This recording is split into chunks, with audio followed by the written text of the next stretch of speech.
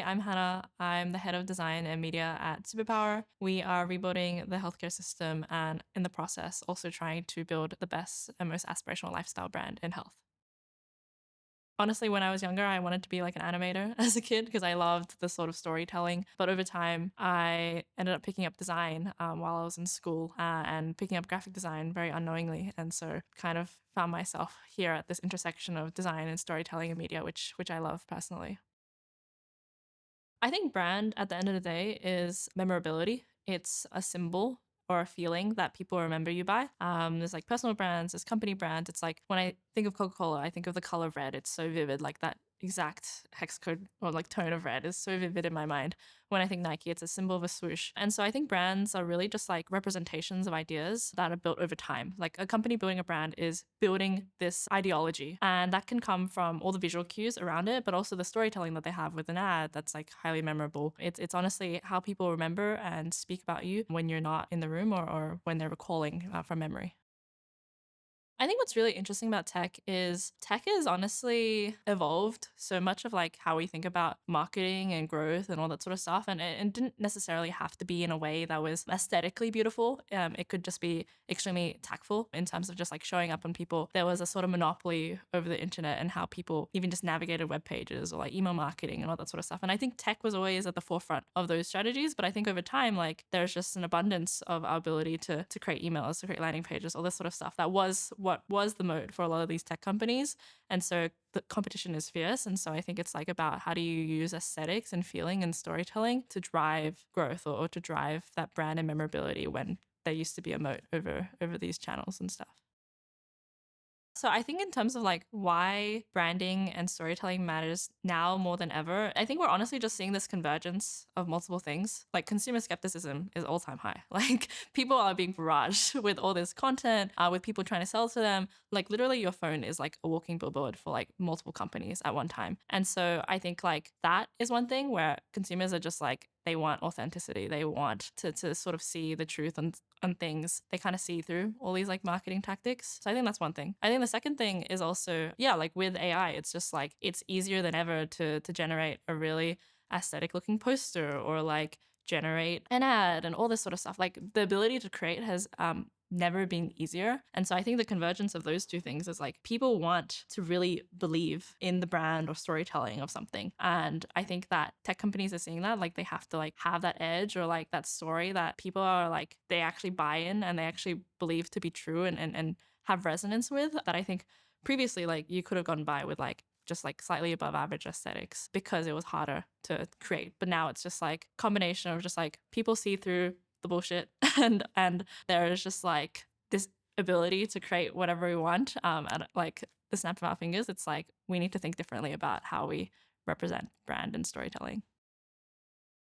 So I think before I would think about brand very like woo vibe space. And I think that's like how a lot of people tend to think about brand. It's just like this feeling and like it's so hard to measure and all this sort of stuff. But the more that I've been like getting into this world, like, and if I was to speak at it very like tactically and very rationally, why you should invest in brand is because A, you are building like long tail trust, just the actual like lifetime value of a customer. Like they believe in your product, they believe that you're doing the best by them, that they want to continue purchasing your product. That's like one thing. And the other thing is also just like way of reducing CAC. It's like the more someone sees your brand and like the more mind share that it has, the more likely that they are going to buy from you. Like that's just like the sort of reality of like why brand building is so important. So it's building that memorability and that awareness so that, you know, you can acquire customers easier. I think what's really funny is whenever I talk to people and they're like, how do you be a good designer? I tell them that there are just fundamental rules or principles that you can follow that will guarantee your design will baseline be good, that people just don't understand. And it's like really simple stuff. It's just like readability, text hierarchy, you know, what's a salient image, all this sort of stuff. So I do think that there are like fundamental principles that you can follow that makes a design good. But I think how I would break down good design is like design that is informational, like it serves a purpose of whatever the information is trying to convey. And the second thing is emotionally resonant and aesthetically resonant. And I think the best designs kind of converge on these two things. Like it's depicting the information that it needs to well, and then it's also emotionally resonant to whoever's like looking at the design. I think that designers can be super utilitarian and it's like very informational. And then there are other designers that are more like vibes based. It's more like art, and that's the emotional resonance or that side of things. But I think the best designs is like those two things converging. And I think that's like the sort of balance that you have to play as a designer. I think design that plays with culture, like it's almost kind of like art, like you're creating art. It's like a reaction to like what is the cultural zeitgeist, what are people feeling, what are people craving, what are people angry about. And I think that how to create designs that have feeling, it's like you're kind of creating art that's reacting to culture. Obviously it has a purpose of like whatever the company wants to drive, but it's really just like understanding like what is the cultural zeitgeist or feeling like right now. And I think if I was to think about that in the context of health and superpower, it's like people are exhausted by the healthcare system. It's not serving them. There is like no aspirational notes or feeling of like, I can, be free from this sickness or whatever. Like there's like, sorry, let me reformulate my thoughts. But yeah, I think the way that we think about it at Superpower is just creating a brand that is reacting to the current culture and attitude towards health, in that it's a system that's not serving people, it's not aspirational, it doesn't care about anything past sickness. Embedding those ideas in terms of like people want something that makes them feel more aspirational, like healthy or alive and feel alive, rather than what used to be like super beige and bland and boring in terms of health. How I think about design is just like creating design that is emotionally resonant because it's reacting to how people are feeling and the culture and kind of creating counterculture in a way. I honestly think that everyone should be thinking about building a brand. I think the only reason why you don't need to build a brand is like the industry you're in is like totally utilitarian in terms of like maybe in manufacturing, and it's like the sort of back office of manufacturing. It's just like purely utilitarian. It's like purely like costs and all that sort of stuff. But other than that, like if you're a consumer facing company or you're trying to sell to people, I think that brand building is so essential to that. It's like, what's the story behind why you exist? People buy that. Like people buy like the hardship that you had or the struggles that you were personally facing and the reason why you started a company. Like that is also part of building the brand. It's like the origin story of the company. I think some other reasons why everyone should be thinking about building a brand, it's because it's like, how do you package what you're selling into stories that just like people remember? And it comes back to that recall, right? So yeah, I think that every person should really be thinking about a brand. It's just like every touch point and how people remember you by, right?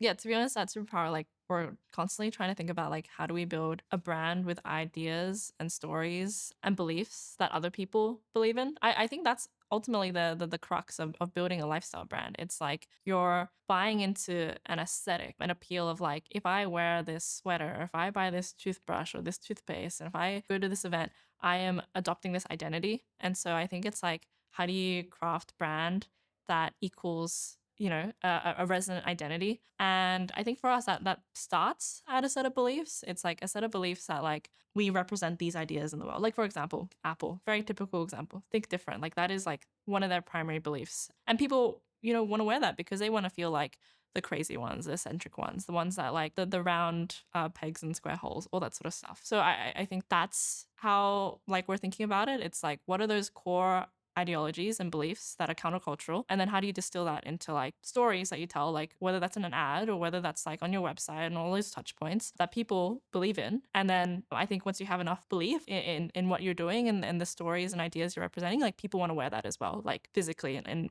physical manifestations or in merch and all that sort of stuff. And there's like a bunch of other like examples. It's like Claude and Anthropic's recent drop was so like it was countercultural to like the whole AI slop thing, and like how I don't know how many people that would wear a hat by OpenAI. Like maybe if they dropped one, people would wear it anyways because they use it. But I think Claude's drop was a bit more countercultural because it was just like, let's preserve human thought. Like that is so important, as opposed to like letting AI take over. Like that is one example of people wearing a belief or an identity. I think that the next wave of like tech companies, particularly consumer tech companies, they're probably going to take a lot of inspiration from Hollywood. Like Hollywood has been doing this form of brand building for decades. And I think that tech will just like start adopting those like narrative building blocks and storytelling. So I think that's where like things will converge. It's just like tech companies will realize the importance of just like having that own like media mindshare. Like we're seeing that with people hiring like head of storytelling roles and all these sorts of things. So I think that a lot of the future of like tech media is going to look a lot like kind of Hollywood and LA film and all that sort of stuff. Well, I think at the end of the day with Superpower's brand, like we have a couple of like set ideas and beliefs. Right now the healthcare system is broken. No one has thought about rebuilding it from scratch. Like how would we actually rethink like what health means for people from scratch? Like the current system focuses on sick care rather than enabling people to live and feel their best.